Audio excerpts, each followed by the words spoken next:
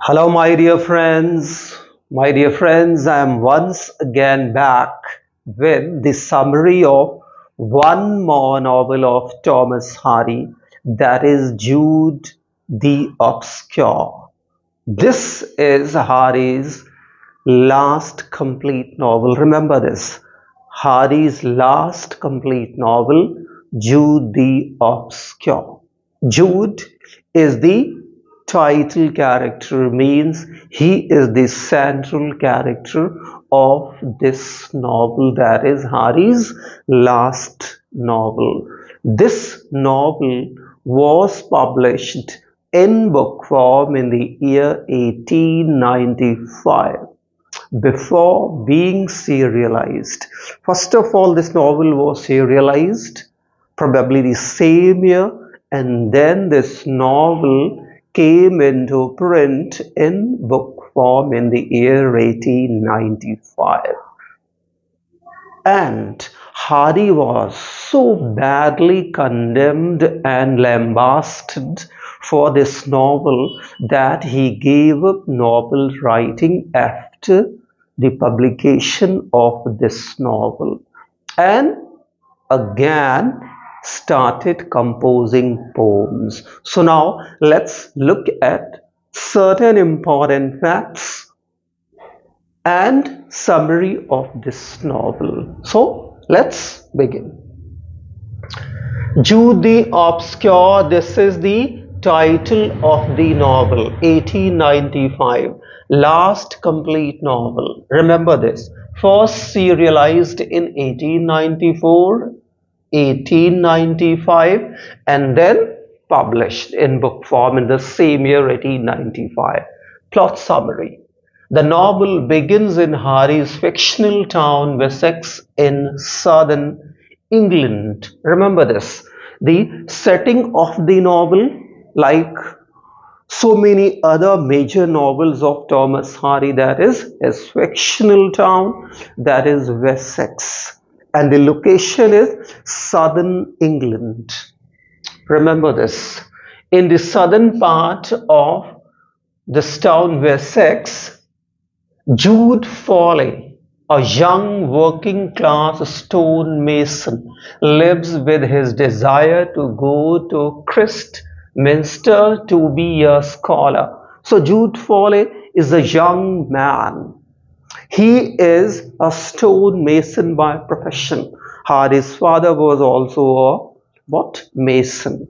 So the central character of this novel is a stonemason, but he has a strong desire to go to Christminster, a town or a place developed or modeled on Oxford.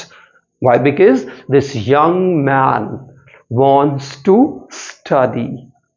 He wants to study and wants to become a scholar, and that's why he's teaching himself Latin and classical Greek as a preparation to get his entry in Christminster to be a scholar.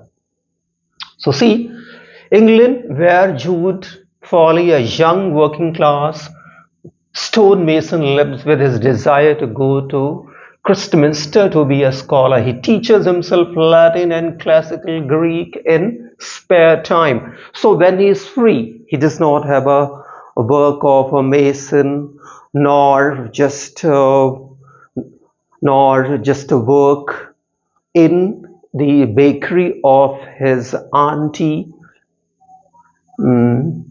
Yes, the bakery of his auntie. What does he do? He teaches himself Latin and classical Greek as a preparation to get admission in a university to get high class knowledge that is necessary to become scholar. So while working in his aunt's bakery with hope to enter university, but Arabella Dunn, a course, you can say a loosey kind of woman, just enters his life.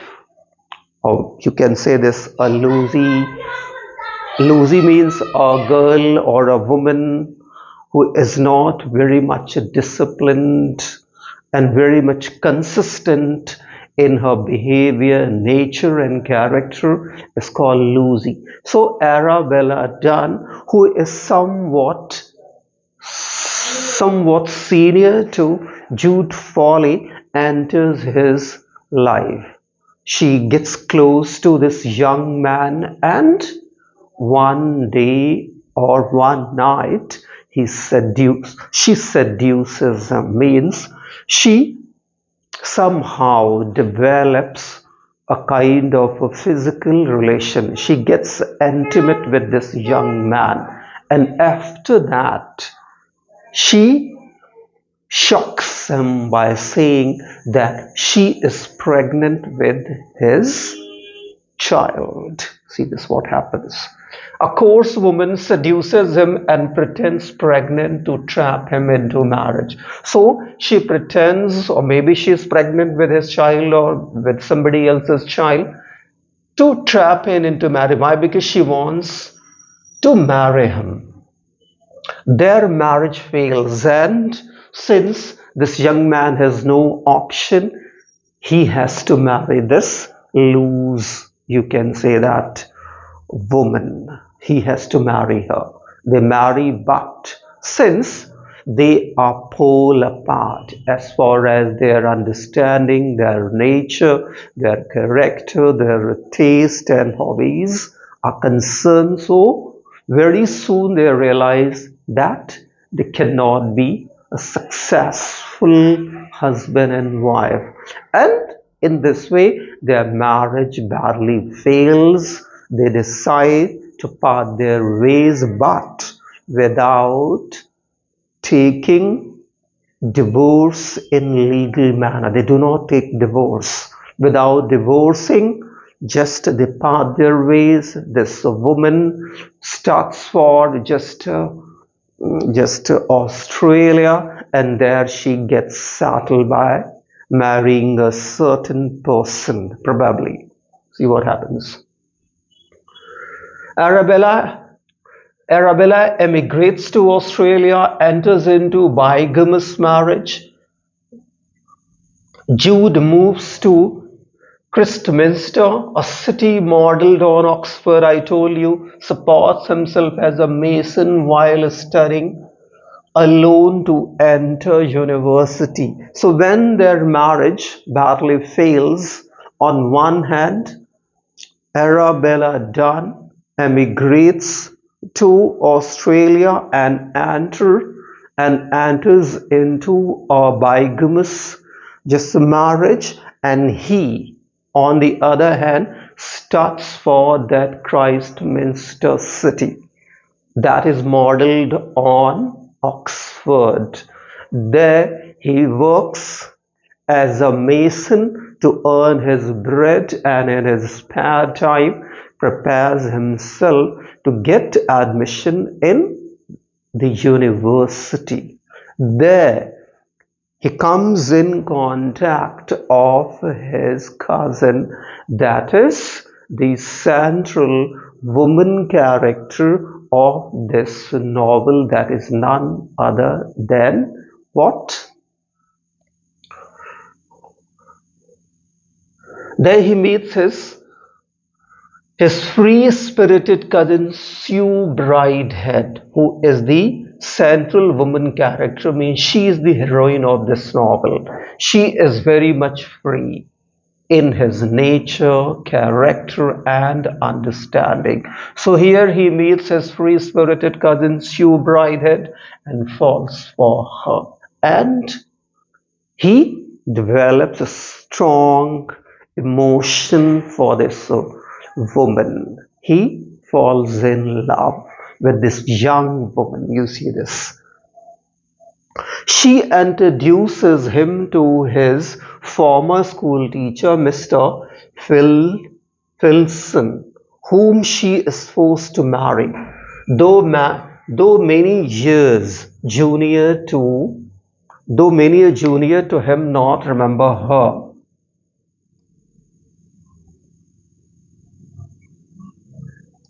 many years junior to him. Sorry, this is correct, not him. Sorry, not him, just him. So see, there when Jude and Sue come in close contact, here Sue Bridehead introduces Jude to his former teacher, former school teacher.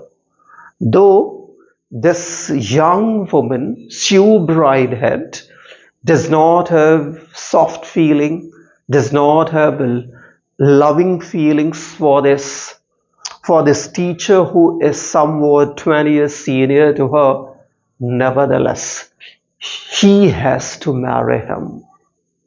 And after the marriage, now it is very much shocking, you can say, and very much shocking for her even to think that she will have to be intimate with this teacher who is many years senior. And one after the other, many times she prevents, she stops him from his advancement. He advances towards her and she prevents. A time comes when this teacher realizes that no use to be in relation with this woman who has no love, no affection for him. And at last, this teacher allows just a Sue Bridehead to go back to her former or to her lover, that is none other than Jude Foley. See this. So she feels sorry for marriage. So yes, she feels sorry for marriage and horrified by the idea of having sex with her husband. She seeks permission to leave him for Jude and he permits, and for this he has to give up his job of school teacher. So see, I told you, just as I told you, this right in the beginning he tries to get closer to this young woman who is now his wife, but in one attempt, after so many attempts, he fails. And then he realizes no use staying, no use in relation with such kind of a woman who has no affection or no emotion for him. And that's why now when she seeks his permission to get back to her lover, he permits. But for this permission, he has to pay heavily. Why? Because the setting of the novel, what? Late, or you can say this is just a late Victorian age. Victorian age was very much different in comparison with all other ages. People were very much narrow-minded. They were not going to accept this kind of a relation between a married woman and and uh, and uh, and an unmarried man. So when this teacher allows his wife to go to her lover, that was beyond the norms and the practices of the society. He has to lose his job of a teacher. Now Jude and what Sue start living together, but they are not intimate. They do not get close. They do not have physical relation. But after living together for some months, maybe a year or two, now somehow just a Sue Bridehead gets ready to have what? Physical kind of relation with Jude Foley, and now they start sleeping together. And in this way, 1 year after this, so many years roll by, and at present, Sue is the mother of 2 children, and third is on the way. Why? Because now she is expecting for the third time. See what happens. She seeks permission to leave him for Jude, and he permits. For this he has to give up his job of school teacher. They spend time together without physical relation, for Sue hates sex and marriage. Done reappears and divorce happens. In the meantime, just Arabella then reappears, comes back from Australia, and now they divorce each other. Why? Because now she wants to marry. Dunn legally marries her bigamous husband, the husband who has already been married. Sue gets divorced here. On one hand, Arabella divorces just Jude. On the other hand, Sue gets divorced from her husband, her teacher husband, that is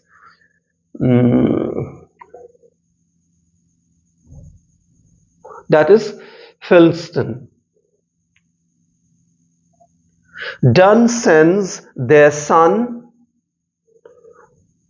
to his father, that is Jude, named Jude, and nicknamed Little Time Father, because of seriousness and no humor. So see, Dunn comes back, gets divorced from Jude, but after divorcing, she tells him that she has a son from their relation, from their past relation. She gets back to Australia, and from there she sends the son of Jude, who is also named Jude, but he also has a nickname, that is Little Time Father. So yes, Little Time Father. Why? Because this child is very different in comparison with the children of his own age. Mostly young children of 6, 7, 8 or 10, you can say this, have lots of fun. They play a lot, they run and romp and somersault, but this child is absolutely different. He almost never smiles. He never smiles at all, never just cracks jokes at all, and rarely plays at all, and all the time behaves in a very serious manner, and that's why it's called Little Time Father. See this, after all that, Jude and Sue begin sleeping together. So after getting divorced, they start living together, and they just take their relation to the next level, have 2 kids over years, and in this way years roll, and they have 2 kids, and the third is just about to be born. They are excommunicated and living a nomadic life after being fired. And see, since they have been living together, they have 2 children, third is on the way, but they are not married. And that's why the late Victorian society somehow just was not ready, or were not ready to accept this kind of illegal relation. And that's why these 2 people are excommunicated. They have no value, no importance, no place in the society, and it's all because of that. Jude has lost his job, and now they are forced to live a nomadic kind of lifestyle. If getting job here or getting employment here, they stay. The day they don't, they leave and go to some other place. So in this way, they are leading a nomadic kind of lifestyle. See, Little Time Father holds himself and his half siblings responsible for the measurable condition of the family. And since I told you, this Jude has lost his job, He's forced with his wife and children to live a nomadic kind of lifestyle. It means they have been struggling to make both ends meet. They have been struggling to earn their bread. And this small, young, very much sincere and intelligent kind of a child, little time father, is very much concerned. And now he thinks one day he gets into a very serious kind of frame of mind, and there he realizes that to some extent he and his half siblings, two just two just children from Sioux, are responsible for the measurable condition of his parents. And in a very different kind of mindset or different frame of mind he crosses, he takes a very extreme and shocking kind of step, and he kills his two half siblings. And after that he also puts an end to his own life. He too kills himself. This is almost heartbreaking, almost very much devastating for Sue. When Sue just sees all that, she holds herself responsible. Sue, who never believed in the church practices or the church service, holds herself responsible and turns to church thinking that probably this is the vengeance of the God. This is the punishment of the God. Why? Because, first of all, she took a divorce from her own husband and then lived in this kind of relation with no marriage, and without marriage producing 3 kids. So she becomes absolutely different. Somehow she leaves, you can say this, Jude gets back to her own husband. When she goes back to him, already is informed that Sue is now interested to marry, and once again the teacher and Sue bridehead they remarry. And here devastated Jude has no way but to once again trapped into the marriage of Arabella Dunn. See what happens. The family, and kills his siblings and himself with a note, and leaves a note behind. What does the note read? Done because we are too many. Sue blames herself for all that. She turns to church, goes back to her ex-husband and remarry. Devastated, Jude marries Dunn. He visits you one cold day. One cold day he goes to meet Sue. That day gets seriously sick and dies. So one cold day when just Jude goes to meet Sue bridehead, he catches cold, he gets serious, and in the due course of the time, he dies. But instead of mourning the death of this man, Jude Foley, what happens to Arabella Dunn? She is now ready to look for another man to trap him into the marriage. And in this way, this novel comes to an end, my dear friends.